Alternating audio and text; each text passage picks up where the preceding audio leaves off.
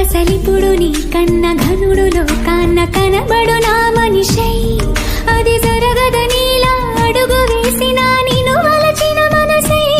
ప్రతి క్షణము క్షణము నీ అణువు అణువులను కలగన్నది నా ఇన్ని కలల ఫలితమున కలిసినావు నువ్వు తీయటి ఈ నిజమై నా చేతిని వేడని నీ తనువై నా గొంతుని వేరని పేరు నువ్వై తడి పెదవుల తళుకవనా నవ్వు నవనా ఎంత మధురం పూలనే కొనుకేయమంట తను వచ్చేనంట